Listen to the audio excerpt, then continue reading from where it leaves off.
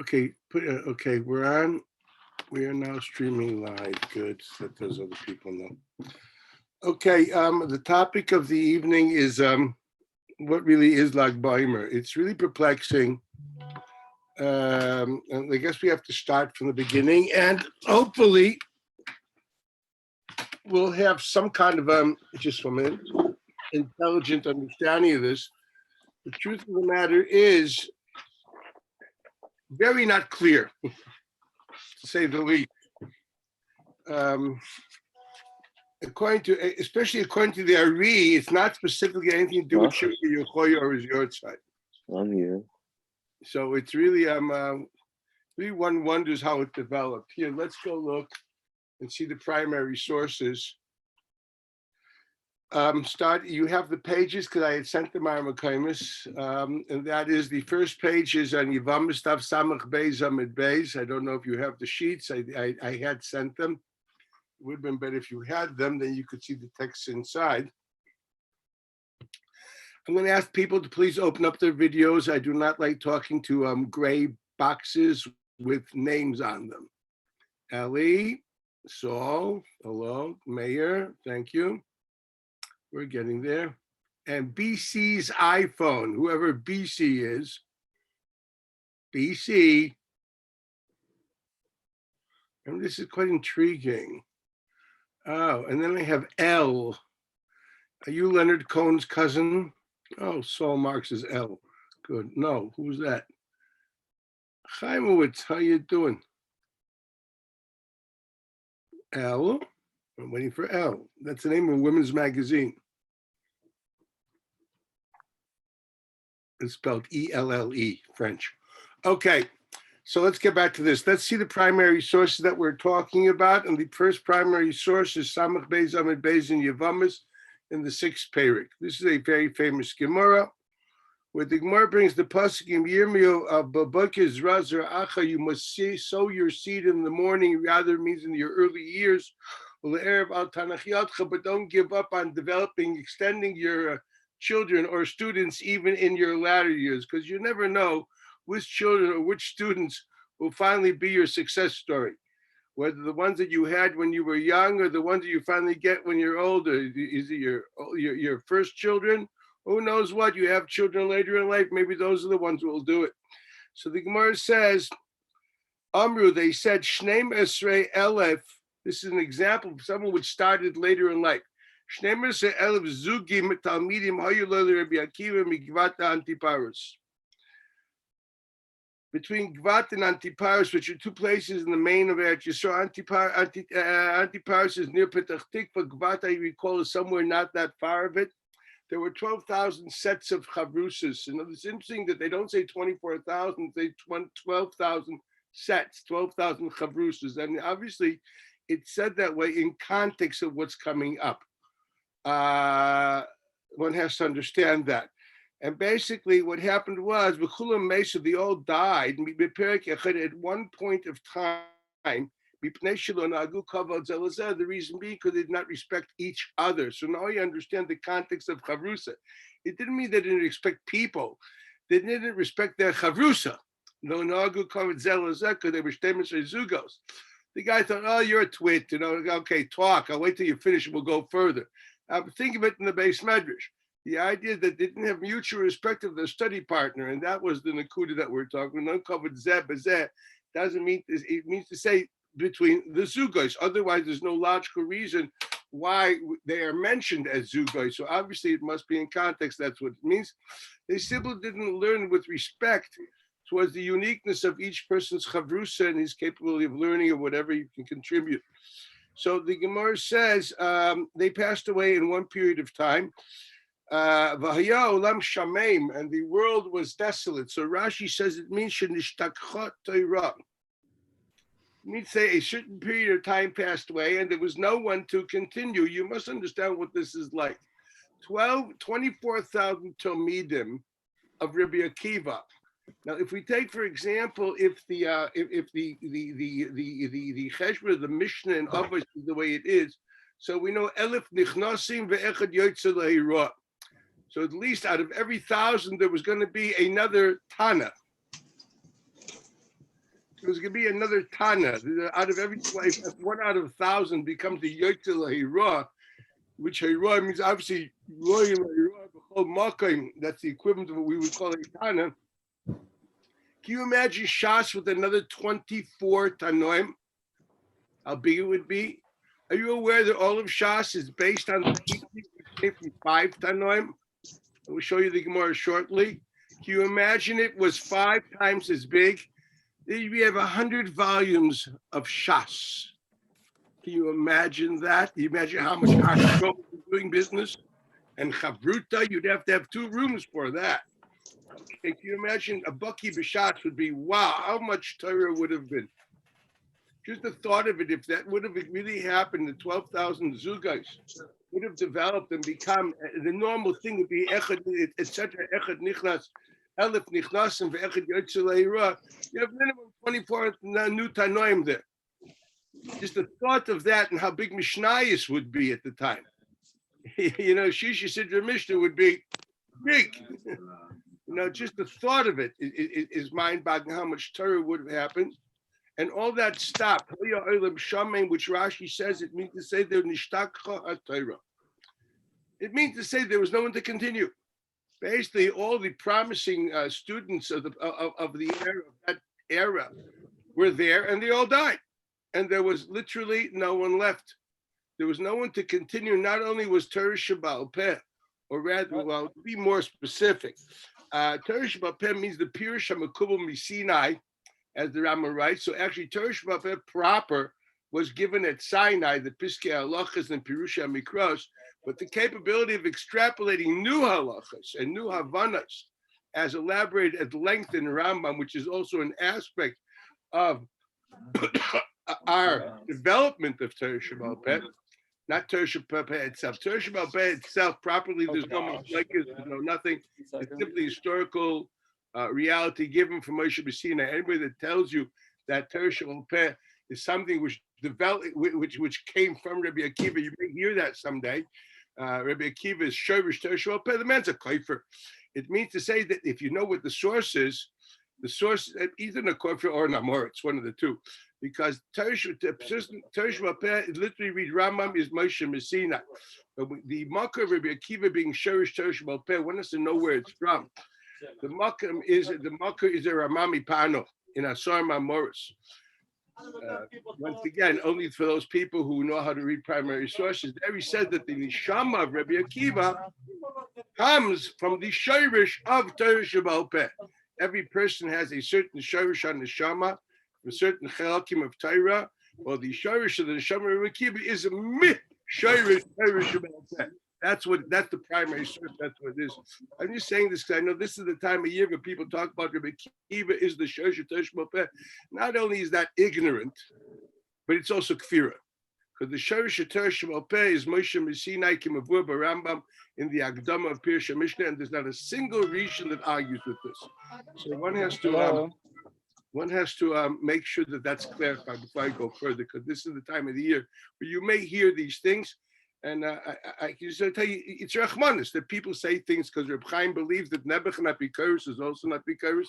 If you say Kfira, even if you don't think of it, you're a Kfira, you are a Kaifer. And Ein L'Chek Lo'Olam Haba, unless he does Tshuva. So next time you hear someone saying that, you just pray for his soul, you know. Give tzedakah, what can I tell you? Or ask the guy to do Tshuva. It's as simple as that. I hate to do this, but this has to be done.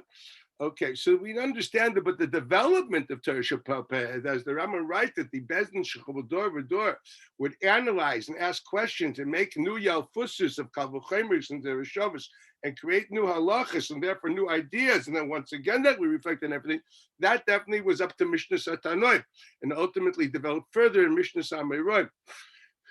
Well, can you imagine how much that would have developed? How many more Kalvuchemers, how many more Zereshavas, how many more Sugyas and Shas? When you have 5 times the amount of Tanoim. Well, it didn't happen. Later we will explain why it didn't happen. The Ari explains it at length in Shara Kavanas. So I'll try to explain a bit of that too when we go on further. They died, and the world was desolate because there was no one to take it further. It's not just a question of who's going to carry the tradition. You must understand, Torah was not written yet, Torah Shabbat Peh. It was all oral. In order to carry the oral tradition as brought down in Rishonim, to have a total command of it, and I must understand what this means before we go further. In order to say anything, you had to know everything. Because any svar you said, or any yalfusa you made, any kavachema you made, you had to know kol Torah kula to make sure there's no pircha. You have to chop that. And now there's no written book. That means anybody who opened his mouth in the Tanakh periods had to know everything. Now it's really something very interesting to see. If you learn Gemara, you will see that one of the most rarest things in the Talmudic discipline is that someone retracts and says, I made a mistake. Hadar be'me'ahi is rare as it comes. Adrabi, the given in when you learn Gemara, specifically in Mishnah Tanoim, but even in Amoraim, but specifically in Tanoim, that whatever the man said is consistent with everything else that he said. That's why we ask questions on member A and member B on the same person. We don't say he forgot. We don't say he didn't think about it. We don't say he retracted. Now that is an unbelievable discipline in which a person started his career at the age of 20 and died at the age of 100. Everything he said is consistent with everything he said.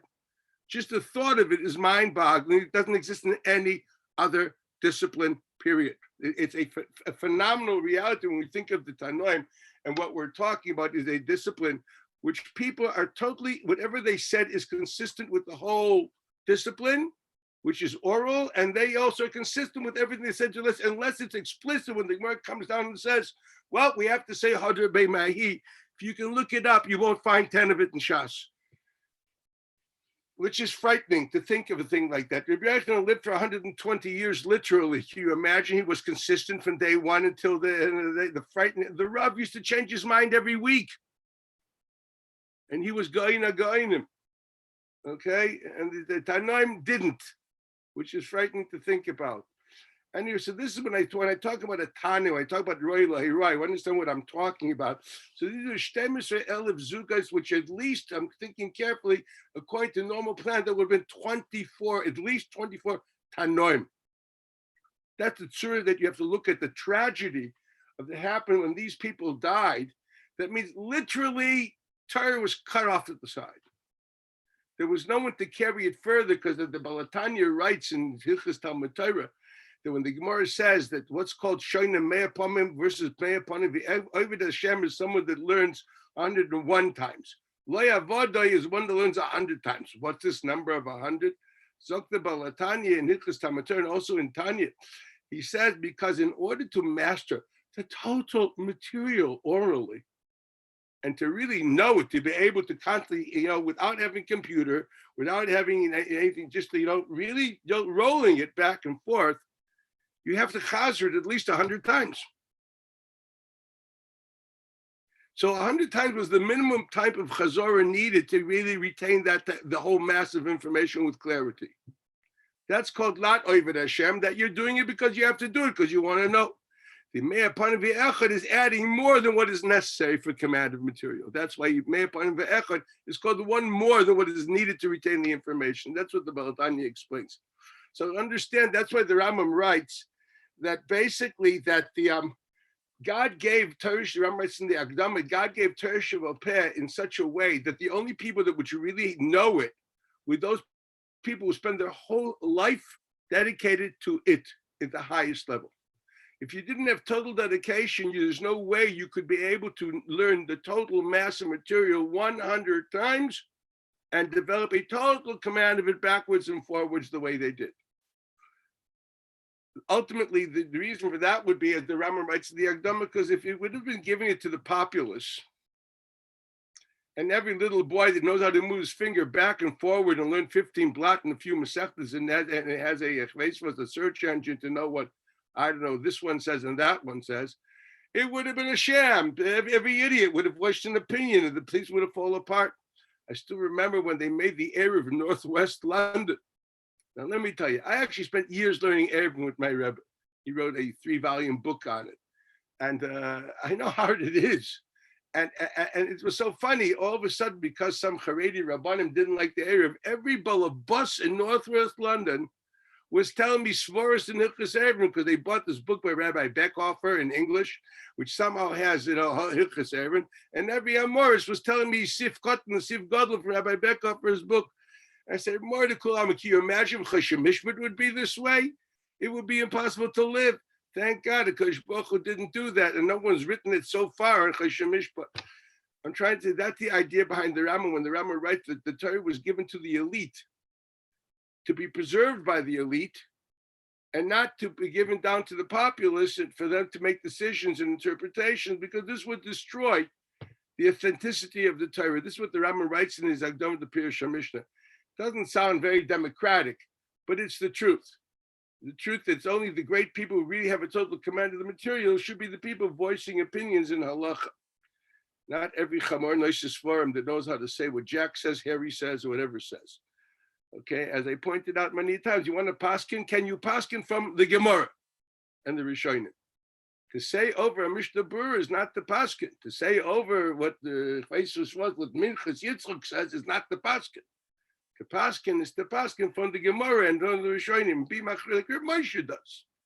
Rav Moshe has no problem arguing with Shuvas Rishonim once he decides that's pshat in the Gemara and he finds Rishonim like himself.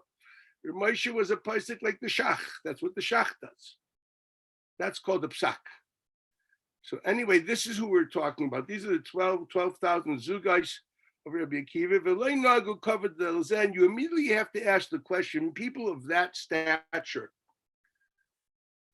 with so much work and so much scholarship, what was it that loi nagu covered zebazet? What is it? Is this a product because of the academic discipline? Is it a natural reality? Let's try to understand. How would you understand it? And I think it's quite simple. The Gemara says that there's shloshim ikanim heim. The three types of people, groups of people, which are very jealous of each other. Now you watch this the list; it's unbelievable. Zoynais, prostitutes. Klavim, dogs. Between the prostitutes and the dogs and the Babylonian Talmidei Chachamim. Doesn't sound like a very, very honorable list, to say the least. They bunched me between literally Esnan Zoyna and Mechir Kelev. They stuck in also the Talmidei Chachamim Sheba Bavel. What does this mean? Maral explains this in the Siva Torah, and he says when people search for truth, they will become violent. They want to know the truth, and they will protect the way they think because they think it's the truth until they're proven otherwise. Now, here the acid test. Are you only looking after the truth, or have you developed into an egocentric person, which is protecting yourself?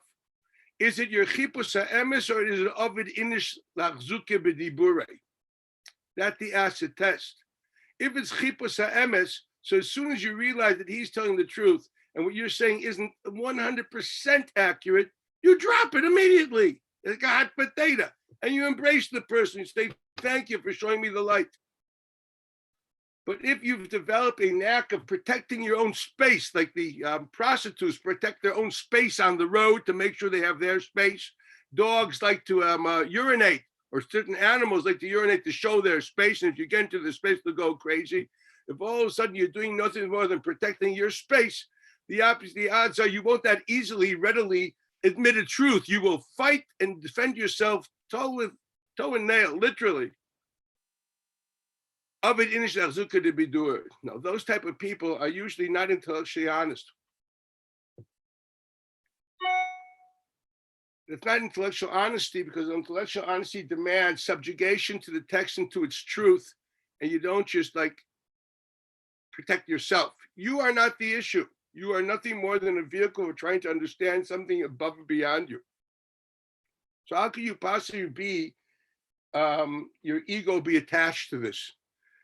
The Gemara says in Kedushin that Esvahei Vasufa Abu B'nai Ravi Talmidai Ha'eskim Ba'alocha Nasim Oivim Zelazeh. A father and a son, a teacher and students, when they're really Isaac Balacha, this is a acid test of healthy relationships between fathers and sons and real students and teachers, that they go for each other's jugular. Okay? In other words, until I get that, I haven't had a student. That's a yesod. Okay? My son was like that. Okay? The Gemara calls them like they're shooting arrows at each other. But no one walks away until they become lovers and friends. In other words, there's no such thing because they're searching for the truth, not for preserving their own self. Those are people with a broad perspective of reality. They're not shriveled within themselves. And they're not afraid that everybody's against them. Ultimately, they have to protect their ego by making sure that whatever they say is correct. It is the people which are not sure of themselves and constantly need an applause and constantly need a reassurance of their existence by their fellow man, constantly need people to agree with them.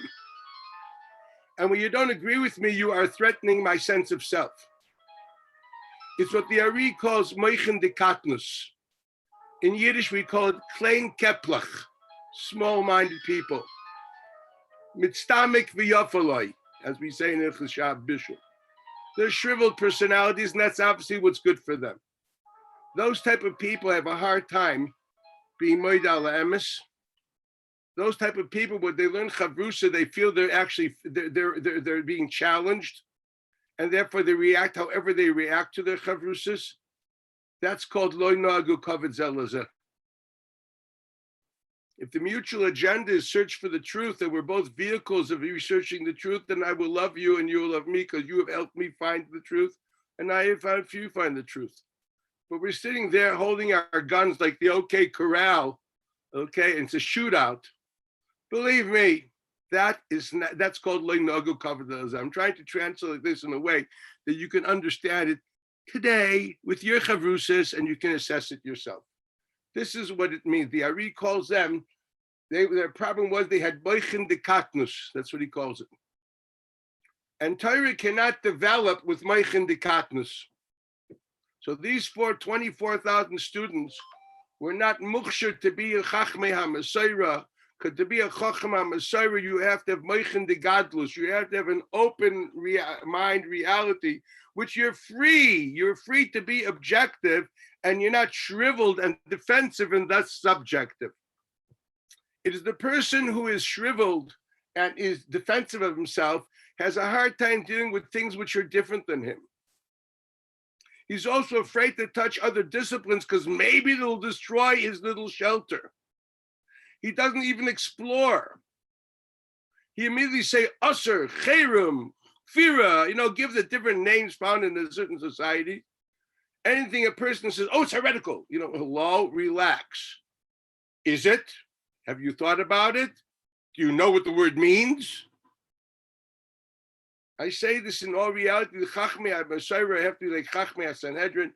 They have to know all the languages. They have to know all the cultures. They have to be Bekim and Sifrei Avodah Zarah and Kfira, Kimavur Baramba.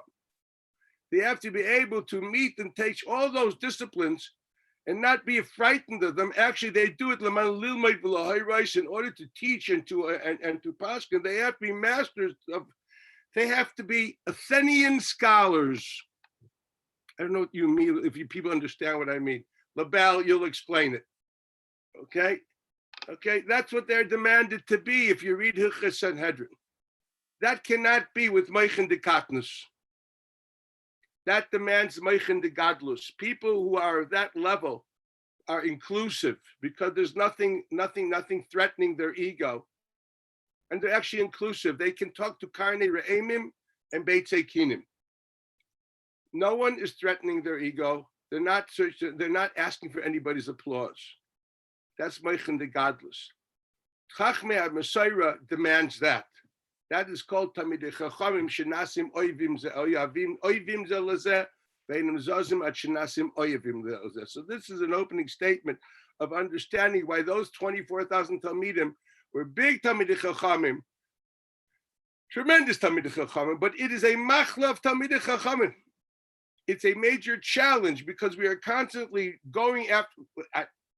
Talmidei Chacham Bavel, I want to say specifically, went after each one's throat. Literally, if you see the dialogues in the Talmud by the guy opens his mouth, there's 60 guys jumping at him, showing kashas and rayas. If you ever see a Sugya de Yerushalmi, whatever a guy says, they say, oh, very nice, and they go further. The Maral says that's why the Sugyas de Yerushalmi are very concise and short, so you can't paskin with them. The Bavli is long because everyone's hacking and throwing questions. We have to figure out this and that and go backwards and forwards. Sometimes you need like 6 pages till you get to finally sort the end of this. And that's why we can know what halacha brura is. That's why he said halacha is like the Bavli, not like Talmud Shebe'eretz Yisrael. I talk about this because people glorify Torah She'eretz Yisrael. The emes, the beauty is learning Torah's Bavel in Eretz Yisrael. Okay, that's how you can mavare halacha. This is all elaborated on in the Maharal in Nesiv HaTorah. I think it's very much important to see this. Okay. A good chavrusa is one which you are in constant. You are challenging each other. Not I'm challenging you and you're challenging me. We are both challenged to find the truth. We're both challenged to know clarity and understanding and the scope and the depth of what's being said. Don't expect your chavrusa to agree with you. Actually thrive on it that he doesn't. It would be terribly boring if you both agreed to the same thing. There would not be any serious thought. You wouldn't be at all even tickled. Anything. Nothing would draw you to try to think outside of the superficial if everything's agreed upon. You really do have to think and ask. And this is the famous Gemara that Rav Shlokish passed away. And Rabbi Yochanan, he had a chavrusa with his brother-in-law for years. And they gave him an Amora to learn with him. The stupid guy, whatever Rabbi Yochanan said, he bought him 120 rayas. He says, get out of here. You bore me. Whatever I learned with my chavrusa, my chavrusa or shlokish, whatever I said, he had 120 questions. And then because of that, the sugya grew and the thoughts grew and everything was fermented. And wow, Rav Cheshmaitza. With you, it's boring. I always tell my students I had a similar occurrence with my Rebbe, Reb Zisla Broida. Once I was tired, and we started learning at 6 a.m. after davening already. So, you know what I mean? So once I was tired, and I was agreeing to what he said. He looks at me, he says, get out of the room. Says, why? I have good friends without you. What do you mean? I don't need you to be a good friend to agree with you. I need you to disagree with me. To agree with me, go to your room, send me someone else. Well, I am. That was the only day I agreed with him. Okay, but that's what a chavrusa is supposed to be. That's called loy nagu kavod zelazeh. Now you understand the lashon of the Gemara of 12,000 zugais sheloi nagu kavod zelazeh. It's a machla which is top because of the conditions of learning the way they are. It's a slippery slope, and one has to be very, very careful. There's a big nisayon of Talmidei Chacham which learn b'chavrusa. The nisayon is: are you doing it lemana emes, or are you ovid inish lachzuke b'diburei? It's a very big nisayon. The nafkamina is: are you roy to be chacham ha'masorah, or are you just another person which maybe you should be like part of the 12,000 zugas or Rabbi Akiva? I want that to be very clear. This was not a problem of a haftarach kamoicha like all these darshanim make. It's a joke. Loy nagu kavod has nothing to do with ava. Who steht am daf mechabed sein, steht am daf oyev sein. Since when is loy nagu kavod has nothing to do with love? I love my children. Do I honor them? Well, maybe I do, maybe I don't. But there are two different emotions. So any person trying to tie that up, once again, I hate to say this, inaccurate readers and thinkers and speakers, what can I do? This has nothing to do with that. After Acha Kamaychi, read the Ramban, what it means. It means that you should be happy when a person's happy. Yeah, it doesn't mean you're smart. I'm very happy for you. You're a very nice guy, but you said it's stupid. Okay, and I'm willing to back, and I will back my bottom dollar and not agree to you. I don't respect you enough to take the ideas that you're saying is true. What does that have to do with Ralph Kamaycha? God and the angels knows. Anyway, so just to do that, and I know this is like commonly spoken. I'd like to clean the table. That's also, don't make a brief satire on that. So what's left is I think is what we just said is a very simple thing. And the simplest thing as the klal is, as Occam Razors tells me, the truth lies in simplicity. And it lies in the words of the Gemara when he calls them zugois versus leinagu kavod zelazeh. This is l'chayra what it means. So now what happens is the world was desolate. There was no Torah left. Obviously, it means to say a period of time passed. Because if you say, "Oh yeah, Olam Shamash and Nishkakcha Atayra," at least according to Rashi, this didn't happen overnight. So it was a period of time in which the Taka, what happened? He had to go develop other things. What did he do, Rabbi Akiva? Ad Sheba, Rabbi Akiva, Loshen Shamim Ad Sheba implies it took time. Just look at the language. Ad, until the early world was shaman, it was desolate of Torah, until Rabbi Akiva came to Rabbi Sein the Shebadar, he went more toward the southern part of Israel. And there he found 5 people that he shonam, and he taught them Torah. Who are these 5 people? Rabbi Meir, Rabbi Yehuda, Rabbi Yosi, Rabbi Shimon is Rabbi Shimon Bar Yochai, Rabbi Elazar ben Shanua. Behem heim heimidu Torah oisashah. It is through them, through the second group, the 24,000 didn't do well. The last 5 are the Yesod of Kol HaTorah Kula. Just to see how far this goes. Now, there's a different gear source as far as the Shemos is concerned, Bavli, Yerushalmi, different sugyas. I want to show you for a minute on the next page of the sources, the Gemaras and Sanhedrin Pevav. The Torah Shabbat that we have today is Kulei Beis Midrash Rabbi Akiva. The Gemara says in Sanhedrin Pevav, Stam Mishnah is Reb Meir. Stam Tosefta is Reb Nechemiah, one girsa. Stam Sifra is Reb Yehuda. Sifra is Torah's Kainim. Stam Sifri, okay, is Rabbi Shimon Bar Yochai. V'chulam aliba de Rabbi Akiva. So it's Rashi, Mima Shalamdum Rabbi Akiva Amrum. So you're basically between Mishnayos. We're talking Tanoim. There was no Gemara at the time. Mishnayos, Toseftas is Brises. Sifra, Sifri, Midrash Halacha. Everything we have today is what Rabbi Akiva taught the 5 students. Literally, whatever we have in our book primarily came from that point of time and not before, not anything before. All the previous ones are not there. As I pointed out, they were Moichen de Katnus. Obviously, these people were Moichen de Gadlus, Kimavur Be'ari. The Ari talks about this a lot in the Kavanas. And since they were Moichen de Gadlus, they were a vehicle for development and continuity of Torah Shabbat Peh. And this is when did this happen? That's the question on the table. When did this happen? It would seem to be from the Gemara that they had 2 separate periods. There's Babayker, Vela Erev, Haya Olam Shamain. There was a period of time, and then he had to start doing it all over again. Obviously, he wasn't teaching Cheder Yingelach, but he had to teach them that whole Chachma, the whole Messiah. He had to teach them everything. Okay? Kula Aliba Rabbi Akiva. From that point of time, whatever they taught and whatever they wrote is only Aliba Rabbi Akiva, what they learned from Rabbi Akiva.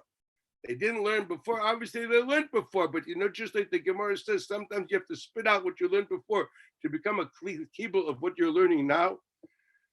This is what's happening here. Whatever we have from them is Aliba de Rabbi Akiva, not prior to their meeting with Rabbi Akiva. L'maisa, by the way, I may mention there's a common thing. If you grew up in BA, for example, a common theme is to somehow attribute to the death of the Talmidim of Rabbi Akiva with the Bar Kokhba wars, making it quite early to say the least, and thinking that these were the soldiers, so to speak, that were fighting with Bar Kokhba in the rebellion against Hadarian, as you all must have heard this sometime or another. I first like to point out what the Gemara says, and I will show you the source of this thing, and then you'll decide whether this is history or mythology. So the Gemara says, this is the Talmud, right? It's going back to Yavamis. The Gemara says, how did they die? The Gemara says, Tana kula mesu mi Pesach v'ad Atzeres. They died from Pesach until Shavuos. The implication seems to be, from Pesach means the first day of Pesach, through Atzeres, which means in my book, it means how much? 50 days. If they started on Pesach, it could be that. It could mean from the period of time between Pesach and Atzeres. Well, if we count the first day of Pesach, that's 50 days in my book, because Sfir Soimer starts on the second day of Pesach. Me Pesach, L'chari means the beginning of Pesach. From Pesach until Atzeres, it means 50 days. That seems to be the Lashon HaGemara. Amar Rav Chama bar Abba v'Itemi Rav Cheber Avikula Mesa Misa Ra. They all died a terrible death. Ma'yi. So this is actually a machlokes in Tanoim. The Bavli brings over Rav Nachman Askara which, as pointed out in the Rishonim, it is a sickness of a inflammation of the throat choking you, very similar to coronavirus, if you want to know. Okay, it's a development of choke. It's a choking you. You cannot breathe. You are choked. That's how they died. Rabbi Yossi writes in a brisa they died of chorus. That's what he writes. They died of chorus. It's a machlokes. Whatever it is, they died of some terrible thing which made them sick, and they died immediately altogether within this period of 50 days. Now, before we go further, there is a famous letter of Rabbi Shira Goyen. Rabbi Shira Goyen, one of the last Gaonim, he wrote an epistle describing the development and the continuity of Torah coming from Moshe until the end of the Mesivtus of Babel. And within that happens to be one of the primary sources for our tradition of Jewish history. You have it in your sheets. I'm going to read a piece of it, and let's see what people have done with it. So the Rabbi Shira writes, I'm quoting his language in the first printing that we have.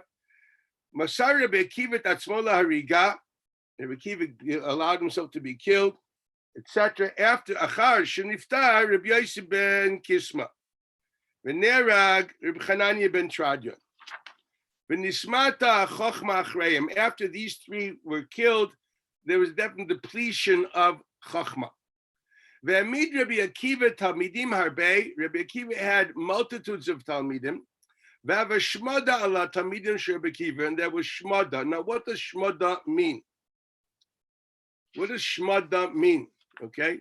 Now, normally, nishmadu ve'ein dor. Have a diamond la'adam, a pasuk in Tehillim, if you recall. Okay. What does that mean? What does shmada mean? The pasuk in Tehillim, Pei Gimel pasuk Yudal, means destroyed. Shmad milashon kilayon. Lahashmid, laharog, ula'abeid. Have a shmada, there was a kiloyon, there was a destruction, okay, on the Talmidim Rabbi Akiva. Have a samchis the Yisrael al Talmidim Ashnim, and Jews depended on these second types of Talmidim, who are the Rabbi Akiva. And now he quotes his source for what he said. The Omer Rabbanan, our teachers taught us, this is the Gemara, Shtem Elef Talmidim Hayla Rabbi Akiva, Migvat V'Antipatros. He's quoting the Gemara in Yavamas. V'chula meitu mipesach v'adatzeres. V'aya oilim shamim v'haylech at shebo etzel Rabbi Seim shebedorim, Rabbi Seinu shebedorim, v'shon alem Reb Meir, Reb Yossi, Reb Yehuda, Reb Shimon, Reb Elazar, Mishamua. V'hem midua ba'isa shoah k'deisa b'yavamis samach beis amid beis.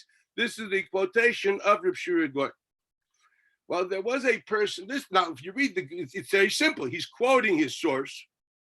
He's saying this is all I know, I don't know more than that. He's quoting his source from here. So obviously, when you read the word shmada, you understand it means kilayon, destruction, death. There was a certain fellow, very brilliant man. He was married to the daughter of the Baal Tzois HaChoshen. His name was Shlomo Yehuda Rappaport. He was a very brilliant man, also a maskil. He had major problems with belief in many parts of our tradition. He was very close to Nachman Korchmal, Pearl, the great maskilim of Galicia at the time. He was a very problematic person. He's the first one. He died in 1865, roughly. He's the one that created the myth that they were the students of Rabbi Akiva. They were part of the revolt of Hadarian, misreading or trying to convoluting the language of Shira Goyen. Have a shmada. He understood it means xeras shmad equals some kind of religious oppression. And he said, have a shmada al Talmidei Rabbi Akiva. It does not mean there was a kilayon as the normal reading, which would fit perfectly with the text and with the Gemara that's quoted as the text. He decided have a shmada means the decrees of Hadarian, bringing it much earlier than what it really happened. We're talking to Rabbi Akiva in his younger years when he was Noisei Kelim of Bar Kochba. And that he's the source. This is the source of this whole myth. Realizing if you read it, if that's all it is, it's pretty bad. I don't even think it's worth discussing, but since it's a common myth, one has to know this is a person which passed away 1863, I think. He was born 1790 something. Okay, that's what we're talking about. He was unbelievably not a religious. Well, you can look him up on Wikipedia if you want. He was commonly known Chacham Shir, Shin Yudresh, Rosh Tevis Shlomo Yehuda Rapport. He was married to the Tzai's daughter. He's the one that printed the Avnei Miluim, There's even his Hagos in the back of Avon Malum if you want to look at it. He's a big Talmid Chacham, brilliant man. He wore Shtreimel and Payas and the works, but one of his good friends was a fellow called Avram Geiger, which afterwards was the first one which created reform in Hungary. So he was a good friend of Avram Geiger. As we always say, tell me who your friends are and I'll tell you who you are. Well, this is Chacham Shir. This is the source of the great myth of the students of Rabbi Akiva having anything to do with the Bar Kokhba revolt. And since it's not history, it's nothing, it's not even poetic reading of anything, it's really not worth relating to. So please, once again, I hate to do this, I'm destroying myths as they go, but this is something really very important. Once again, this is not kfira, it's just nothing, So let's remember. So let's go back to the Gemara. The Gemara took for granted that these people died, mi Pesach Vad Atzeres, this is the stomach of the Gemara. It seems to be during 50 days, because if we include the first day of Pesach, or within the 50-day period from first day of Pesach until Shavuos, that's 50-day period. Okay? Not 49, but rather 50. Implying, if that's the case, one wonders if there's anything to do even symbolic with the idea of Sfiras HaOmer, since at the end of the day, it started on, so to speak, on Pesach, which is one day before the Omer. I take that into consideration too. So anytime I hear these speeches, I always like to figure out how it fits with the primary sources. Going back to this, we have an interesting Meiri here. And the Meiri there in Yevamos suddenly writes, Kabbalah biyad ha-gaonim. Now he says something which we'll see in 2 minutes who these gaonim are. Kabbalah biyad ha-gaonim Shebiyom lamed gimel ba'omer poska hamisa. V'noigim mitoich kach shelo lisanos bo. V'chein noigim mitoich kach shelo lisa isha ad oisei zman. Everybody knows that until the times of the Maril in Germany, this idea of not taking haircuts did not exist. That everyone should know. Okay? There were customs around not getting married. That is found in the early Rishonim. And also the idea of Loy Lisan and Loy Lisanis, there were different customs. There were places that they said Tachlin in Germany, and they fasted. There were places they didn't. I'll read that to you shortly.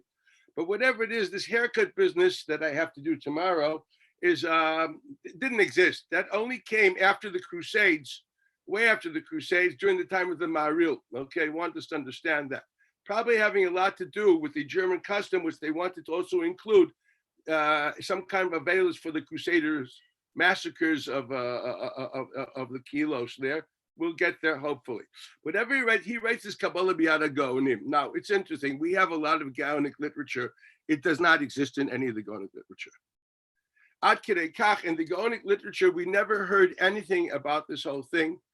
There is even nothing there about not getting married or anything like that. No one heard anything in Gaonic literature. Where is this coming from? Who does he call Gaonim?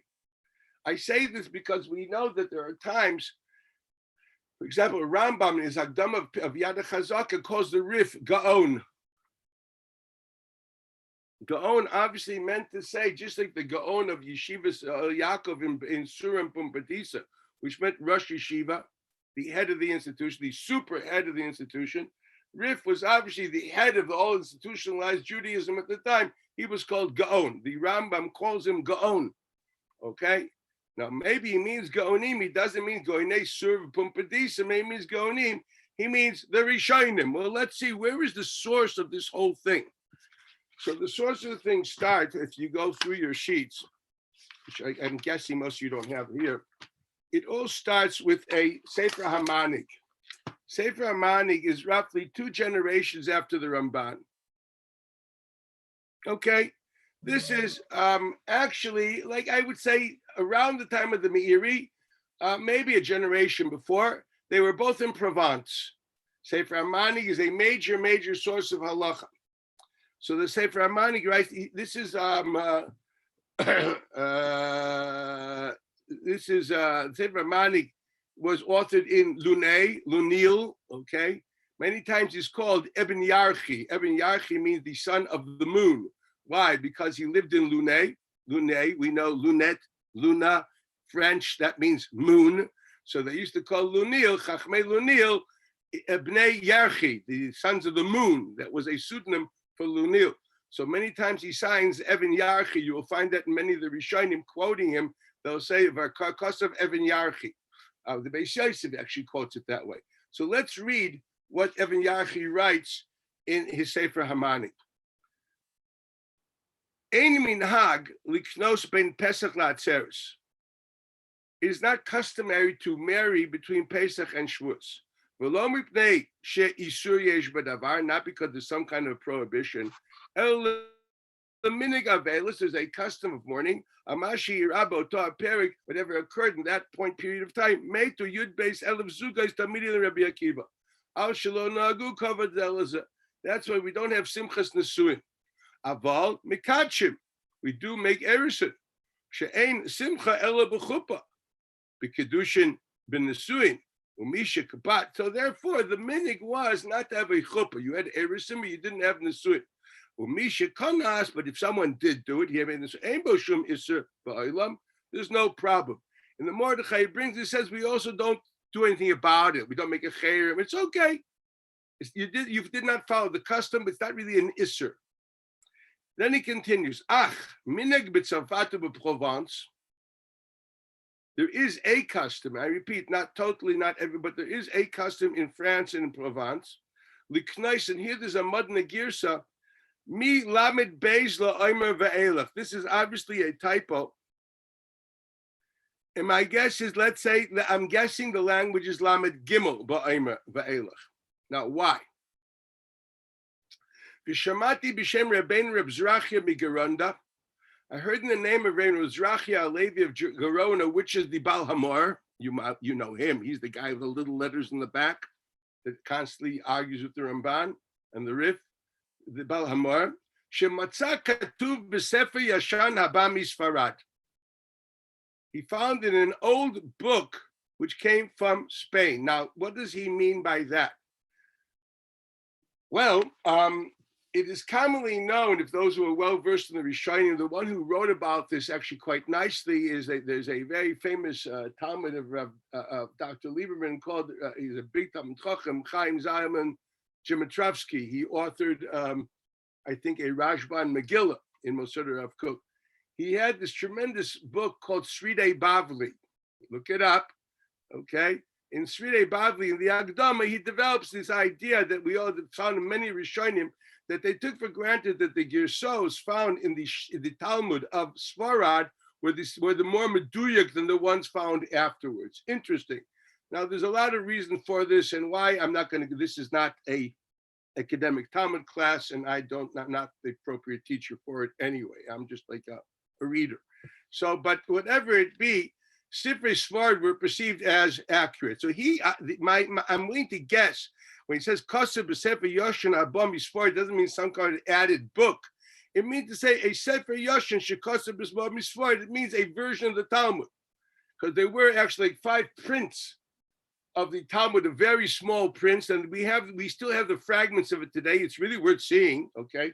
And there are really major differences and changes, and this is many of them are the Gisos, which afterwards the Rishonim did a little Achi Garcinon into the Bavli we have today. When you open the Bavli you have today, are you kidding? This is not reflected at all what the Rishonim saw. I don't know if you're aware of that. This is already after so many Hagoyas of the Bach and the Marshal, and you don't know what, which you aren't even aware about, what the finished product that you have today. We always have to look at what the Rishonim think, what did the Rishonim see when they said what they said.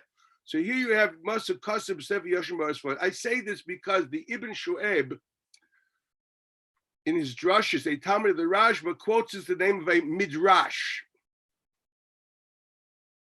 Okay? Now, the name of Midrash. Now, you've got to understand that the Ibn Shu'eb is roughly a generation after or similar to the Razah. Similar to the Razah. A generation after the Razah. Razah was young when the Ramban was already a big man. I mean, he wrote his Balamar when he was 16, by the way. Okay? Can you imagine? Okay? What a 16-year-old boy can do? Anyway, so the reality is that we're talking about, he quotes the name of a Midrash. Now, either none of them saw it, and the only thing we do have is this Ksav Yoshin Baba for a version of the Gemara, Or it could be when he meant midrash. Midrash doesn't mean medrash rabba or tanchuma. It means some additive book of stories that's also called midrash. Like Haggadah is called the same thing. An added book of stories, or what it be. So Talmud Midrash, according to that, this custom Sefer Yoshin B'Misford is not a version of the Talmud, but an added book. Possibility. But that would be quite problematic if it's an added book, anonymous book with not a version of the Talmud. I fail to believe that the Razah would accept that as an alternative or an explanation of the Talmud. There's no way, because some odd book somewhere, therefore you're going to say a different thing than what the Gemara said. So the probability is that we're talking about a version of the Talmud, Tfus, Svarad, Ksavyad, Svarad, rather, at the time, which they are called in Lashon Rishon Svar Meduyakim, and there's a change of the Girsa. It doesn't say Shemesumi Pesach Vad Atzeres. It says Pesach Ad Pei Reish Vav Samach Atzeres. Now, what does that word mean? Now, here it depends heavily which vowels you put here. There are two words in Aramaic. One is price and one is prus. For that, I've shown you, take a picture of Jastrow, good old Jastrow, one of the founders of Schechter Seminary. Okay, and so Jastrow writes in there's a word called price, which actually comes from the Latin word prae, P-R-A-E, which you know as pre, before. Price is the equivalent of what you call pre, P-R-E, which means before, something, about to get there. Price Atzeres, it means right before Atzeres. It could be that they finished dying 2 days before. That means not exactly Shavuos, at Price Atzeres, near Atzeres. That wouldn't make a big change in the Bavli. We just point out, it doesn't mean they died literally until Hey Sivan.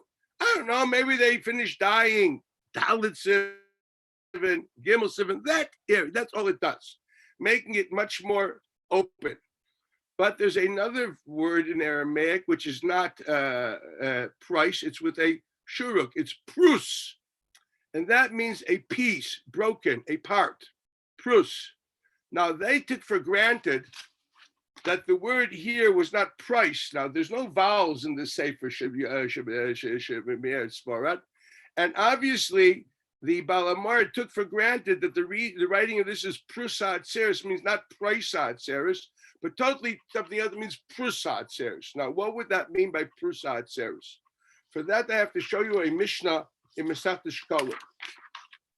Mishnah says in Masechta Shkolim in the third chapter, the first Mishnah, the 3 times a year where we empty out, there was a lishka, like an office that people used to throw the donations in, and 3 times a year they used to take out the monies and put them in the specific assigned boxes. This is for karbanis, this is for bedek bias, and so far and so. They didn't do it at once; they did it 3 times a year. When did they do it? Beprus haPesach, beprus haAtzeres, ubeprus haChag. Now, what does prus haAtzeres mean? I'm guessing that is why he chose that this is the pshat in the Gemara Yavamis, because prus is found in a Mishnah as far as prus haAtzeres. What is that? Zok de Bar Tanura. This is found in all the Rishonim. Tes vav yoim kaidem hamayid kari prus hamayid. 15 days prior to the Yom Tov is called prus, halftime, prus, half, cut, piece, halftime of the mayid. Why? Lefisha shleishim yoim kaidim haregel, shoylim v'doshim bilchus haregel. For 30 days prior to the regel, it's already beginning the halachas of the regel. The halachas, the Gemara says in Psachim, that if you leave your house within 30 days before Pesach, and you may not come back, you have to do b'dikas chametz already. A sister, Shoyl V'darish, 30 days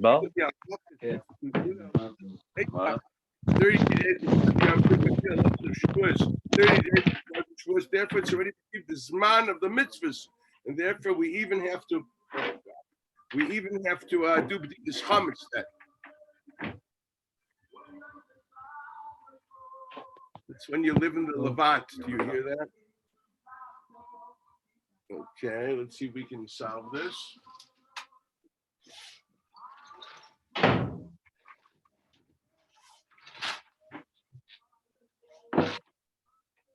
Bit better.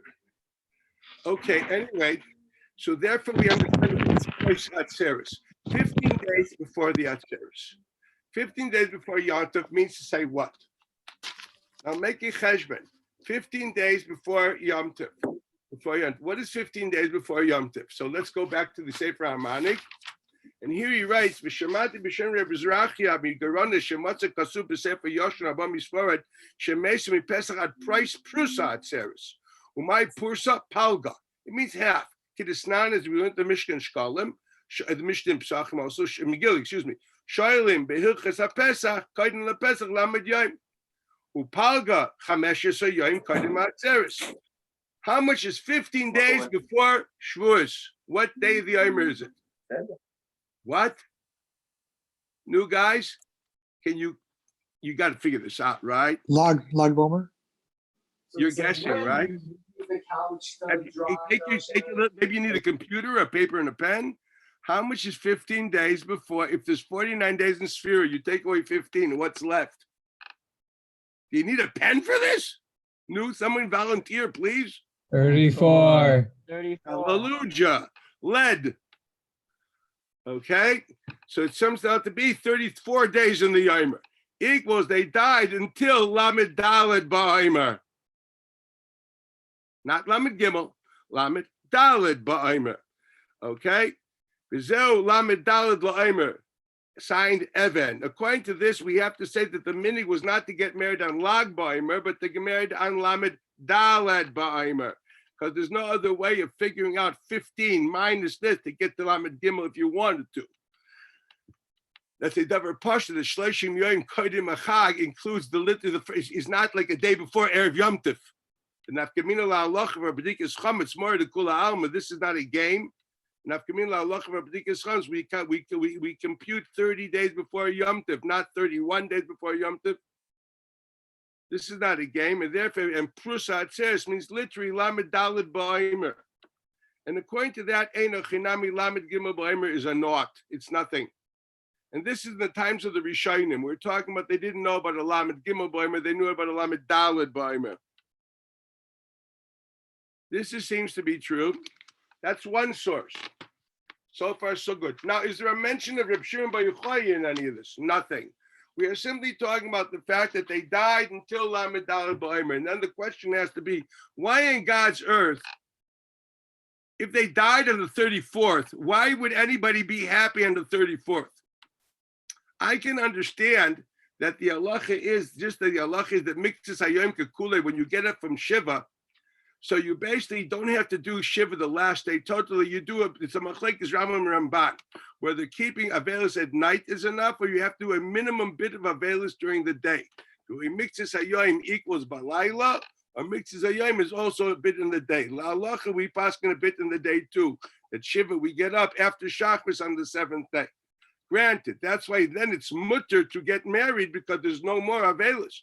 But why would I have never heard of anybody rejoicing on the 7th day of Shiva. They basically died on Lamed Daled, for goodness sakes. And the Magefa didn't stop. If you would think that the Magefa stopped on Lamed Gimel, so at least we're happy in Lamed Daled that the Magefa stopped. The Magefa didn't stop. That was still dying on Lamed Daled, Ba'omer. The only thing, as far as Hilchas Avelis is concerned, that we can get married on the last day, like we get married the last day of Shiva. Miktzas hayom kekulei.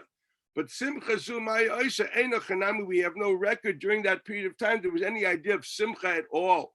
All we know, the Rishonim never heard about this Rashbi story. They didn't hear about the Biana Rebbe lighting, bonfires on the roof of Miron. They didn't know any of that. They only knew it was an Avelis for Talmidei Rabbi Akiva, and they knew the Avelis stopped on the 34th day. Eino Chinami, if you open up your Beis Yosef, and that's what the Beis Yosef paskins, based on the Sefer HaManik, that's what we're supposed to do. But Yosef writes, Kosev Beis Yosef, Dr. Beis Yosef, Chen Sheish Mistapim Milag Ba'omer Ve'elach. Chen Kosav Rav David Avodram, which is the Talmud Arash, B'Shem Ibn Yachi, which is the Manik I just read you. B'Shmoi Sharazah, in the name of the Balamar that I just quoted. V'chein katav gamken hari Rabbi Yeshua ibn Shoaib, which is the Talmud of the Rashba. And this is now he quotes the language of the drushes of Rabbi Yeshua ibn Shoaib. It's available. It's an unbelievable book. A lot of the Chidush and the Ramban are found there. It's really worth learning it. Shamati sheyesh b'midrash. It's obviously not a midrash. He heard. He never saw what it was. I repeat, it's a ksav yad of Shas Nusach Svarad. Sheyesh midrash ad praisa atzeres. V'hu tesvav yaim. Kaidem atzeres k'ma'amoram prusa pesach prusa chag. Shehem chamisha oso yom b'nissen u'b'tishrei kishitrachsu chamisha oso yom arbaim v'tishrei yom nisharu shloishim v'arba. So the Ibn Shoaib continues v'hinehem shloishim v'shloisha shleimim u'megalchim b'yom lamedal b'aboyker k'miktzas hayom k'kulot. This is all Talmud of Rashba. So Lamaisa, the Avelis, according to this, if we accept the source of the Sefer HaManik and this Ksav Yad Svarad of the Shas and the Razah, these are the earliest Rishonim we have. So we all should not be doing anything. We still be in Avelis until Lamed Daled in the morning. Azay Kum Tais. Not tomorrow, but rather the day after, Wednesday in the morning. Dr. Beis Yosef, Ubesefer Adam V'chava Nesiv Hey, that's Rabbeinu Yerucham, G'dol Talmidei Arosh, Huta Kain. He also agrees. So we really have, we're talking about Ibn Shoaib Talmud Rashba, we're talking about Rabbeinu Yerucham Talmud Arosh. V'kol Zeh Kosa Tashbis B'tshuva, the Tashbis was the last generation of Rishonim, writes this, because of Lefi Zeh Kol Yom Lamed Gimel Osir, Umiktzas Lamed Dalet, Lefi Das Harambam Miktzas Laila Sagi. So maybe according to them we can start taking haircuts or weddings tomorrow, not tonight, but tomorrow night. Kidisi, that's the Ramban. B'Sifra Sevis HaAdam. V'yesh lahate b'yoyim lamed gimel imu erev Shabbos l'chaved HaShabbos. It's mutter if like Baimer would be erev Shabbos. So although since Shabbos is lamed daled and lamed daled is the mitzvah kekule, we're going to be mekel because it's an old Avelis on erev Shabbos. This is the maskana of the Beis Yosef, and that's what's brought down the Shulchan Aruch. Beis Yosef brings us Ladina because his source is the Sefer HaManik and the Ibn Shoaib and the Rabbeinu Yerucham. Do you know that the Beis Yosef is talking post Ari? Beis Yosef is already that period in Tzfat, and the Beis Yosef doesn't mention anything about Rashbi or anything of Simcha at all. He only mentions the minimizing on Avelis, and that is only actually Lamed Daled in the morning. This is the Beis Yosef of Tzfat of that period. I want to show you how things develop. But now the question obviously is, well, if that's the case, what do? We somehow have something happening in Lamed Gimel. And the answer is there's another source, which is really interesting. This is Piskei HaMaril. The Maril has Chuvas. The Maril has the 2 volumes called the Book of Minhagim. Marie Segal, one of probably the biggest source of Minhagi of Ashkenaz. And it says here as follows. Now, this is really a very interesting Maril. The Maril says, Lag Ba'omer, La'olam hu yudches iyar. Lag Ba'omer is always the 18th of the year. Ubishachris ein oimrim techina. We don't say tachnun on Lag Ba'omer in the morning. Again, so Vermeiza oimrim techina b'Lag Ba'omer. In other words, in Mainz and in Worms, they do say, but not where, so to speak, but not by the Maril. Amar Mari Segal equals the Maril said, Afagav the Isa be Gemara, although we learned in Gemara, the Talmidei Rabbi Akiva Mesa mi Pesav Adat Seres, which sounds like 50 days to me. Mikam Makam, Osim b'Yom Lag Ba'omer Yom Simcha. We do make a Yom Simcha in Lag Ba'omer. In other words, he's asking, how is it possible, the days that they died, why is it that we make a Yom Simcha? And here he tries to give an explanation. Mishum demesu raka yabim sho'emir v'hem techina.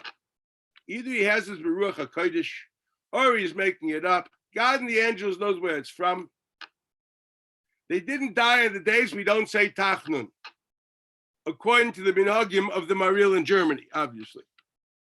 Okay? Now, which are the days that you don't say Tachnun? In the period of time from Pesach until Shavuos. So he makes a cheshbon. They only dies on the days which are not pseudo holidays where we don't say tachnu.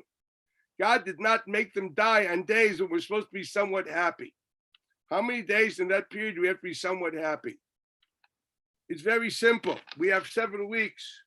We have what? We have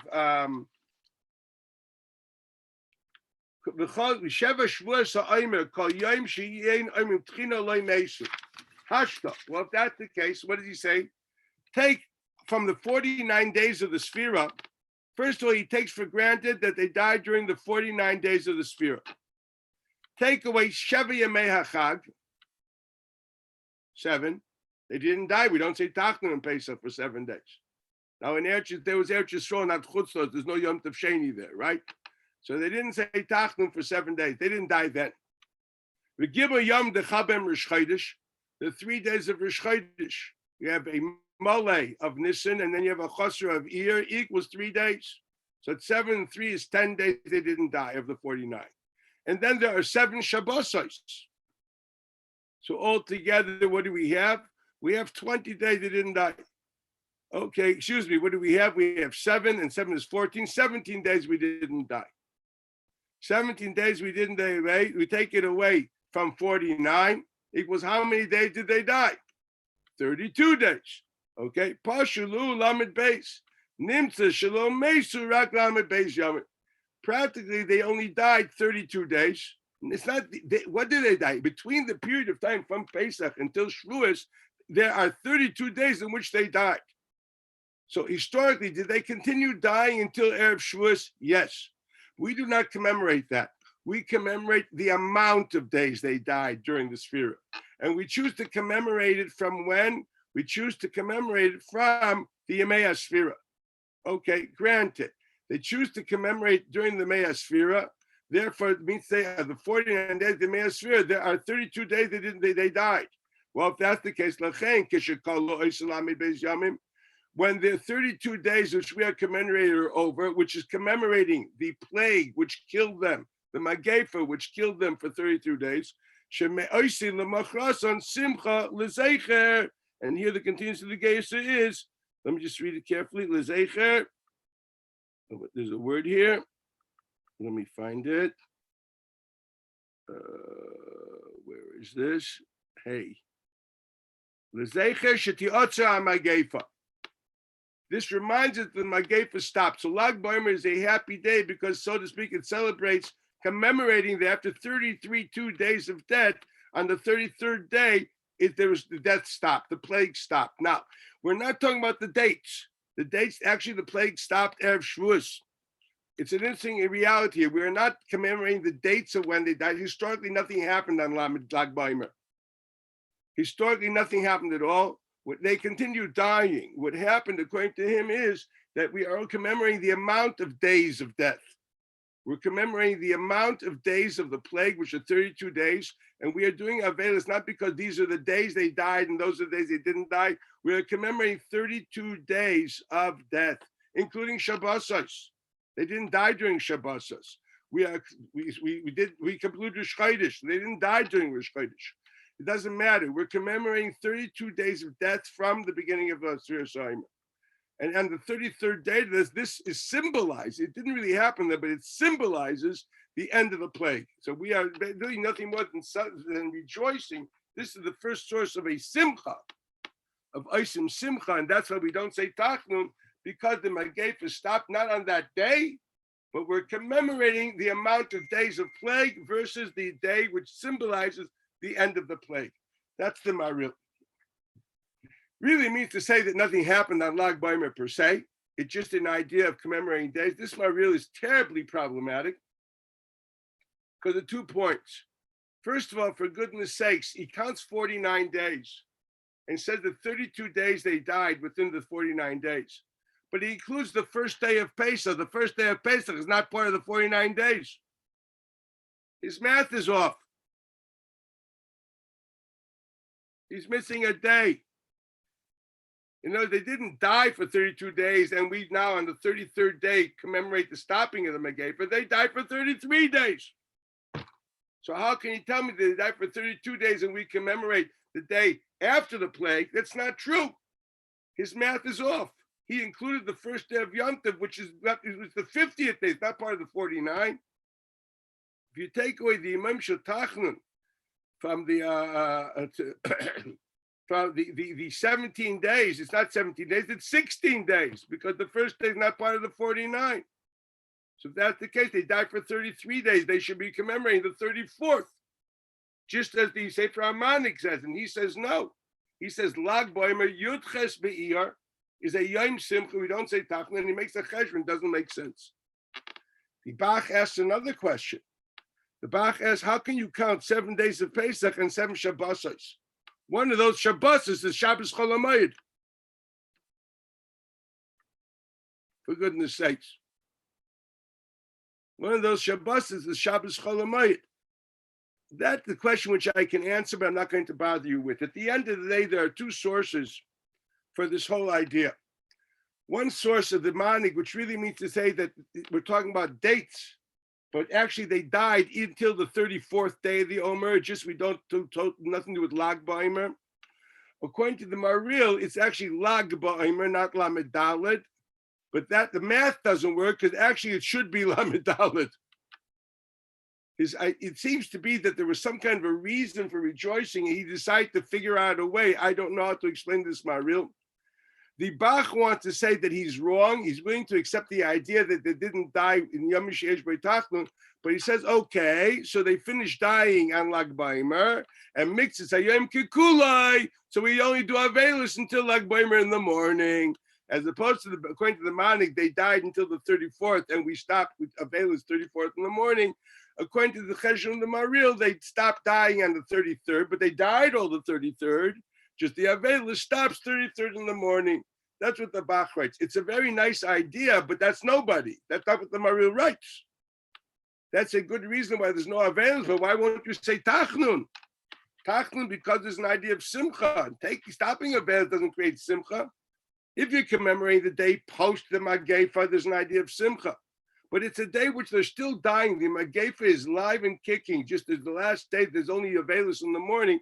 There's no reason not to say Tachnun. Hypothetically, it could be that's the reason why in Magenza and Vermeiser they said Tachnun. But it doesn't say there, they didn't say Tachnun the next day. It seems to be very clear the idea of Simcha on Lag BaOmer was not during the Beis Yosef's period. He didn't know about it, he doesn't mention it. It is a German custom, which comes from the Kufa of the Maril. We don't have it in Sefer HaManig either. It's a German custom coming from the German area, okay? And there it seems to be an idea of Simcha, but the math really doesn't work. Not math, the arithmetic doesn't work. There's a major problem with this Maril. The Bach has no solution, therefore he goes wherever he goes, but he's literally not doing the Maril. At the end of the day, Simcha on Lag BaOmer at the moment has no source. And definitely Rashbi is not mentioned. This is very late. Now we're talking really late. We're talking Zman of the Beis Yosef. Rashbi does not factor in times of the Beis Yosef. It's interesting. Where's the first source of this Lag BaOmer with Rashbi? So here I want to show you something interesting. There are two versions of the Kisvei Ha'ari. There are the writings of Reb Chaim Vital, which were edited by his student Reb Meir Paprish. This is written in a book called Pri Eitz Chaim. And there is the authoritative version called Eitz Chaim and Shar Kavanas, written by Reb Shmuel Vital, the son of Reb Chaim Vital, which is the accepted dogma, which is the accepted version of the Kisvei Ha'ari. Listen, there's two things. I will show you shortly that many people will tell you that many great Mekubalim, including the Chida, says we all know that Pri Eitz Chaim is Mishubash. Now here's something really very interesting. I'm going to read you the Shara Kavanis, which is the primary source of Lag BaOmer and Kisvei Ha'ari. I'm not going to do all the other stuff about Meichen the Gadlus and Katniss. I'm not going to go there. I would just read a little piece. And here I'm going to read carefully. Please listen. After the Zman HaKatnus that we described, the Katnus HaMoichin of the previous generation of students, finally a new era came in, which is called Zman HaGadlus. Then these small nuances of din, of kitrugim, because of Katnus, cease to exist. And what is sustained is more of a broad openness with Hanaga v'Kadosh Baruch Hu. V'lechen samach achar kach Rabbi Akiva, and there, since it now became the era of Gadlus, the Rabbi Akiva was now masmich. Masmich means he made them chachmei ha-Mesorah. Es chamisha talmidav agdolim, his 5 great students. The Eilu niskaimu ba'olam v'erbitzu Torah barabim. V'hem Reb Meir, Reb Yehuda, Reb Elazar ben Shammai, Reb Shimon, Reb Nechemya. There's a girsa here. We have someone. This is a girsa. Our Gemara says Reb Yossi. He has here Reb Nechemya. That's based on the Gemara in Sanhedrin. I told you there's different girsas. So what he says, interesting enough, he points out that after the Kufas Hakatnus and the Kufas Hakatnus came, not only did he teach them, he adds an idea of a somach, means he made them into Chachmei HaMesorah. Now I'm going to read a little further in Shara Kavanos. This is Kisvei Ari, okay? This is already, it's here. Sokti Ari, in the name of Reb Chaim Vital. We're talking about Kisvei Reb Chaim Vital, which he is the authority of Kisvei. This is Kisvei Ari. Indian minig shenogu yisol alechas b'yom lag ba'omer al kivei Rashbi Reb Elazar b'nai. What is the source of this custom?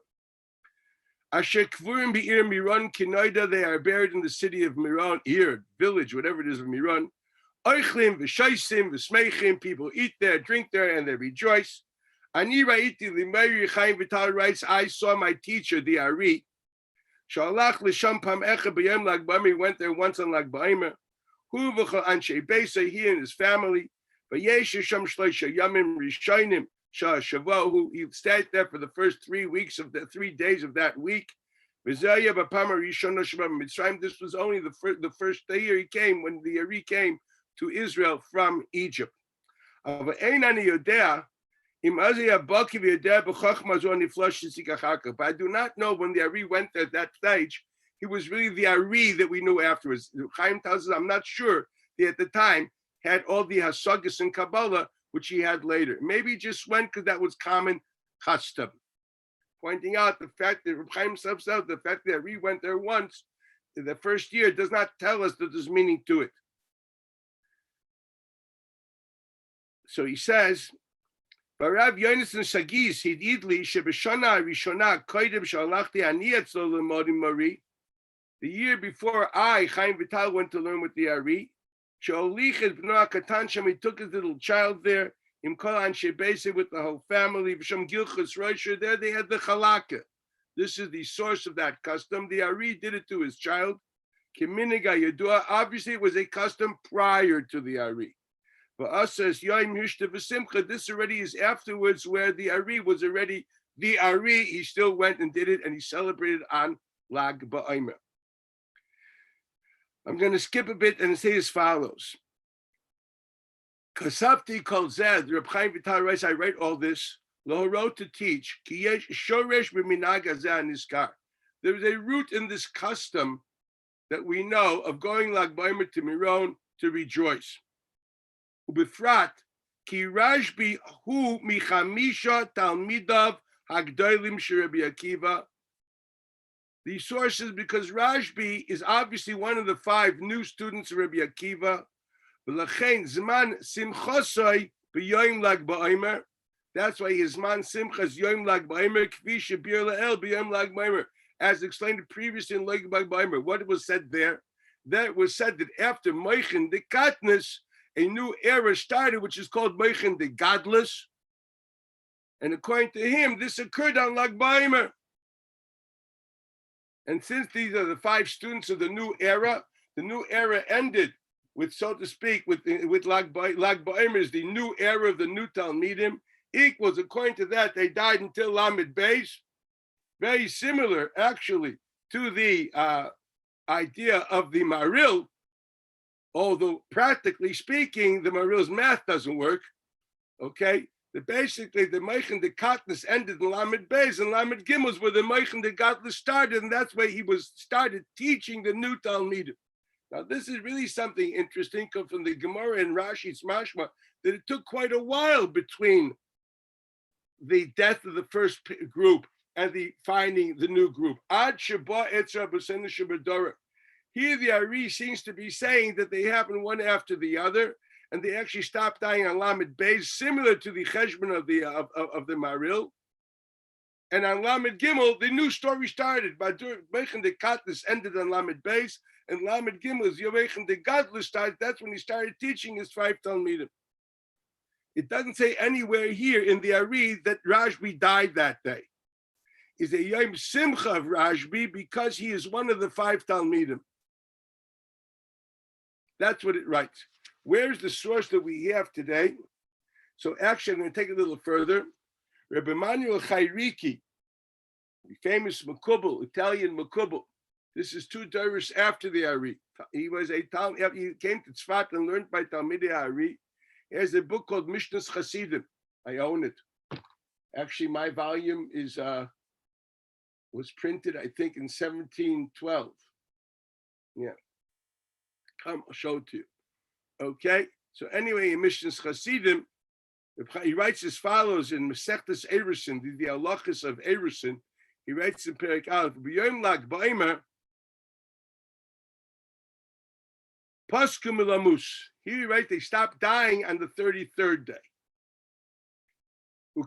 Then he continues the writing, Az, he writes, Meichen de Galas HaMispatesh B'guf, Somach Az Chamishes Talmidim Acherim. This is literally quoting the Shar Kavan that we just read. Lag Boimer, they stopped dying, and on that day he was Soimach. Doesn't mean did a smicha. Means he started teaching them smicha. Chamisha Talmida Acherim. Ve'al Yadam va'yidei Reb Shimon bar Yochai she'af hu Talmidai niskayim gama oilo. Lefichach en lis'abel b'yom zeh klal שלא יעונש של המצווה לשמח שמחת רשב"י ועמדו בארץ ישראל ילך לשמחה על קברי. Why? ושם ישמח שמחה גדולה, etc. Why? Because Rashbi is part of the 5 which can receive which was the next stage of Torah. So far, what I have in the Ari is that if there's anything in Lag Ba'omer, not that I understand the math, because the question of the Ari is not a source to tell me history. And the previous generations are either the Manig or the Maril. In the Manig, it's clear they died on Lamed Gimel, and the Simcha is on Lamed Dalet. The Beis Yosef doesn't know about Shara Kavanas. Beis Yosef, all they lived in Tzfat and knew the Ari, didn't know about all this thing. This came out much later after Chaim Vital passed away, and his books were basically buried. His son Shmuel Vital buried them, and years later it was finally unearthed. Monte Kisari we have was unearthed. We went against the Chemer of Chaim Vital and we picked up and we printed it, and that's the Shar Kavanas we have today. And there it says in the first that the Simcha is not the death of Rashbi, it's the Simcha of Rashbi because he is one of the 5 Talmidim, which are this next generation of the continuity of Torah Shebal Peh.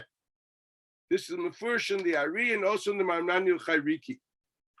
Now, where's the source of this whole thing that's his death? Which is written in the Baal Tanya and the Bnei Yissaschar and the Heilige Reb Tzadok. The whole Chassidische Welt has a yahrzeit of Reb Shimon. Where is it from? In the Ari, it's first not that way, because if it would have said, he would have said that. He says something else. He says the Simcha is not his yahrzeit. It doesn't say anywhere in the Zohar what day he died.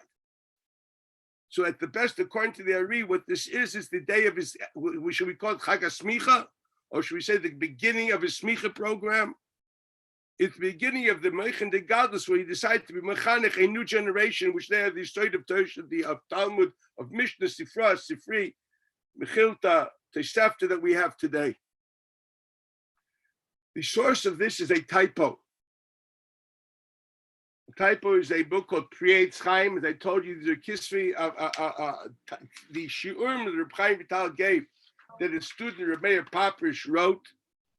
These are not the ksavim of Reb Chaim Vital proper, which were edited by the son of Reb Chaim Vital, Reb Shmuel Vital. Rather, these are the shiurim. It's like the notes my talmidim write on my shiur.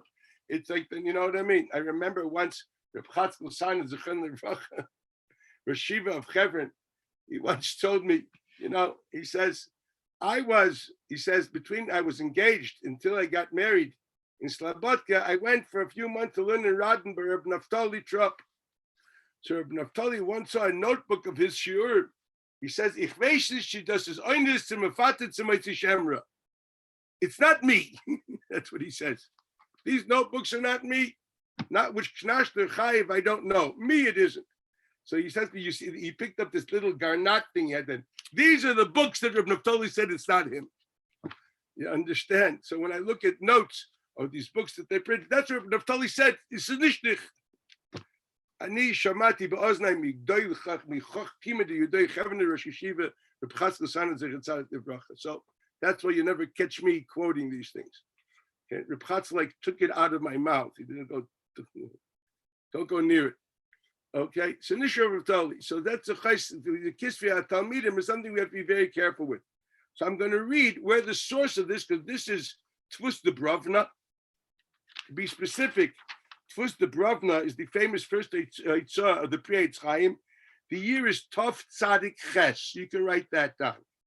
We're today Tov Shin Pei. This is Tov Tzadik Ches. This is Tvus de Bravna, the famous Tvus de Bravna, which was in the hands of Kol Gdolei Achsidus. And there the girsa is Nimtze because sheyesh shoyrish liyitziazu, a shoyrish to go to Miran, and then he writes Vatam shemeis Rashbi b'yom lag b'omer ki hu mitamidi Rabbi Akiva shemeisu b'sfiras ha'omer. Does that make sense? He died on lag b'omer because he is one of the 24,000 Talmidim which died Shalei Nagu Kavod Zeh B'zeh. There has to be a mistake here because it's against the Gemara. I'm going to read the Lashon, the Pri Eitz Chaim itself. This is the source of the whole world and all the Chassidic literature that Lag BaOmer is the yard site of Reb Shimon Bar Yochai. Hatam shemeis Rashbi b'yom Lag BaOmer ki hu mitamidi Rabbi Akiva hanal shemeisu b'sfiras ha'omer. Now, you realize this cannot be. There's a mistake here, left and right. And the answer is very simple. In all manuscripts, there's no such thing as meis. You know what the manuscripts carry? Yom simchas Rashbi. There's a ches missing, not shemeis. Yom simchas Rashbi. B'yom lag b'omer ki hu mitalmidei Rabbi Akiva now means the not 5 new talmidim. And here we say, Veshaloi Mesu B'Sfiras Ha'omer, not Shemesu. Shaloi Mesu B'Sfiras Ha'omer. What we have in front of us is a text which is impossible, which is simply not true.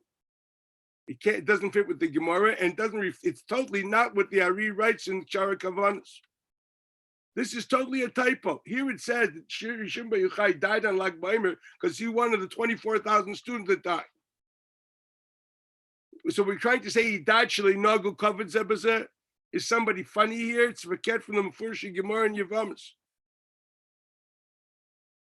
So obviously that though you look into manuscripts, and I did, okay, it's not Yom Shemeis, it's Yom Simchas, and that fits with the Shara Kavanas. It's the day of rejoicing in Reb Shimon. That he did not die then because he's one of the new boys. And that's why he says, he's one of the new Talmidim Rabbi Akiva, Shaloi Mesu B'Sfiras Ha'omer, that did not die in Sfiras Ha'omer. Trying to say that the whole Chassidish Torah of making Lag BaOmer into a yard site of Rashbi is based on a typo of Tfus de Bravna, Tov Tzadik Ches of the book Pri Eitz Chaim. Now, I'm not the first one that figured this out. The Chidah did. The Chidah writes as follows. Dr. Chidah, here he writes like this. The Chidah in Tov Ayin Siman Yud Ches, quotes the Avedram, and he quotes the Razah, and all these good things. And finally, he says, Masha Oisim Simcha Belag Efshad Rebbe Akiva Aya Klal Gadol B'Torah V'Limda L'Chavdala Talmidim Umesu V'Nisha Elam Shomem V'Yom Lag Hitchil L'Shanot L'Rashbi Reb Meir Reb Yossi etc. His source is the Shar Kavanis, and on Lag Baimer he started teaching the next generation. V'Yaor Lahem Shetasa HaTorah V'Lechain Oisim Simcha. Now, what does that mean? Here I'm going to show you another book of the Chidah. It's called Maris Ayin. I'm going to read it to you. Masha Kosav B'Chi Yosef Diyesh Misha Kosav the Ptiris Rashi Ol Vashon B'Lag Baimer Ken Katab B'Prei Eitz Chaim Mimaram Paprish Ach Kvar Noda the B'Nuschaot Kitvei Ari Haya Irbuv V'Ta'ut Sofer. There was a lot of mistakes and typos in Kisvei Ari. Vanuscha Amiti is the only verified true nusach. He nuschas Shmona Shorim that the Shmona Shorim Shesidim Marash Vital that the Shar Kavanas I just read to you. Shmuel Vital Bnei Shemarchu Reb Chaim Vital. Ubashar Kavanas Herich Besoit Yemei HaOmer. There you elaborate on the ideas of Omer. Vitam, what is the idea of Omer? Shemesu Chavdalad Elef. And after they died, Limdu Hey Etz Rabbi Akiva. 5 learned by Rabbi Akiva. Reb Shimon, Reb Meir, Reb Yehuda, Reb Yossi, and Reb Lozer ben Shamua. He Simchas Rashbi. This is the Simcha of Rashbi, not Shemeis Rashbi. He Simchas Rashbi. Add a good ches there. The cost of Shei Shorish B'Simchas the Shoisim who Erich B'Zevel Boba Ferish Lemesh P'tiras Rashbi. He never wrote that's P'tiras Rashbi. The Ari never writes. We have no source anywhere except for that typo in Prei Eitz Chaim and Dvus the Bravna Tov Tzeiches. The Chidah says we don't have it in the Akavanas. The Efshesh Akavana, etc. To be Yom Lag Hitchil Lil Lamed Rabbi Akiva the Rashbi Chaver V'Duk. So I want you to understand that everything we find by the Balatayim, the Siddur, Chemdes Hayamim, the Aris Dvash, I don't know, the Sosker, the Peikid course of the Reb Tzadik, all is based on this Prei Eitz Chaim, which the Chidah himself writes as a typo. There's a book of Reb Yosef Chaim of Baghdad, the Ben Ish Chai. It's called Hilula Rabbah. It's on Lag Baimer. And there he writes explicitly, based on the Shar Kavanas, that just like it's, if you're going to go anywhere, just like you go to the cave of Rashbi and Lag Baimer, you should go to the Kvarim of all the different 5 Talmidim because the equal Yom Tov to all of them, as the Ari writes. Rashbi is only one of the 5. You can go to Reb Meir Balanes, you can go to Reb Yehuda, you can go to Reb Yehuda, you can go to Reb Lozer ben Shamua if you know where they are. In other words, it's nice to go to Miron and Tveria are the same. He writes, "Mishum haytam yesh lishtater gam betveria etz Rabbi Akiva, Reb Meir, Reb Yehuda ben Eloi." If this is the Yom Tov for the continuance of Torah through Rabbi Akiva, so it's the holiday for Rabbi Akiva, it's a holiday for Reb Meir, it's a holiday for Reb Yehuda ben Eloi, and it's a holiday for Rashbi. We can now conclude this little discussion. There is no source in truth that this is the Yortzeit of Rashbi. The only source that Lamed Gimel is a holiday at all is only found in the Shara Kavanas. And there it seems to take for granted that basically on Lag, either on Lag, the other one stopped dying, and on Lag he was masmich them. The Mishras Chasidim seems to be saying they died on Lag, but he started teaching new ones anyway. Both of these approaches don't work with the stomach of the Gemara and Yavamis that says Haya Olam Shameim Ad Shabar Bekiva. It sounds like there's a quite nice period between them, so you have no reason to think that it happened the day next. Not the honest truth. This custom is bought in the Ari, and this trying explanation of the Ari doesn't work well with the stomach of the Gemara. We have to put this on the table. During the times of the Rishonim, even the times of the Ari and the Beis Yosef, no one heard of this Rashbi story. It didn't happen. There's obviously some kind of a minig which the Beis Yosef doesn't bother bringing, yet the Ari saw it important, and Chaim Vital explains it. So we have to say, what is it? If you're going to do anything, if there's any meaning to this, it's the day of the continuance of Torah Shebal Peh Begadlus through New Tanoim. The Ma'aser the Pri Chodesh writes this in Tov Tzadik Gimel. The Pri Chodesh writes this in Tov Tzadik Gimel. Let me see if I can have it here. Yeah. He writes as follows. Now, he did not see the Maril, so he didn't realize that they stopped dying on Lamed Beis and were happy that the Magefa ended. Like according to the Ari, they stopped dying on Lamed Beis and we're happy that something new started. That's a difference.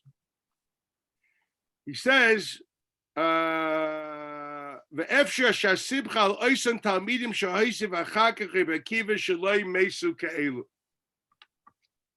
was mechaven to Divrei Ari. This is the Pri Chodesh, Pachas or Yoser, the same, a little earlier, actually the same Tkufa.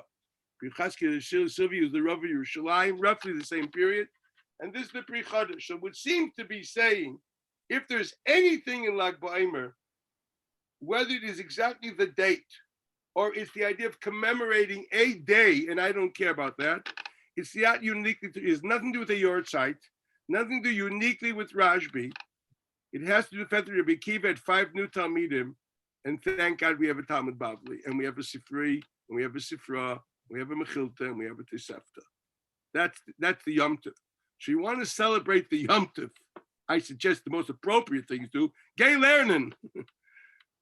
Go learn whatever Rabbi Akiva taught, whether it's Stam Mishnah, Stam Sifra, Stam Sifri, or Stam Tosefta, V'kul Ma'alibad Rabbi Akiva.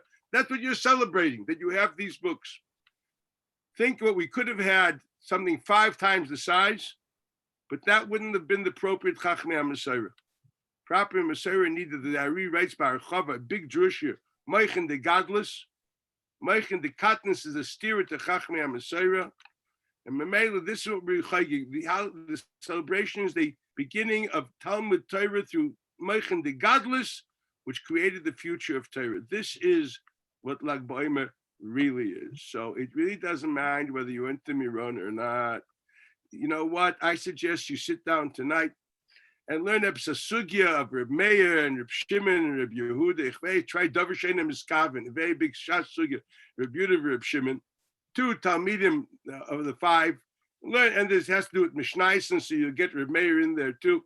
Be a Machaya, and this you can lay the candle of Chochmah in your head, and then you can obviously, you eat the Gemara calls learning Talmud and understanding like eating Bisur de Torah. So this will be your steak, and the chveis was marshmallows. I don't know what the metaphor for that would be. And have a great Lag Ba'omer. See you guys tomorrow, 6 o'clock. Good evening. Thank you. Meaningful day. Take care, guys. Bye. Thank you. Pleasure. Thank you.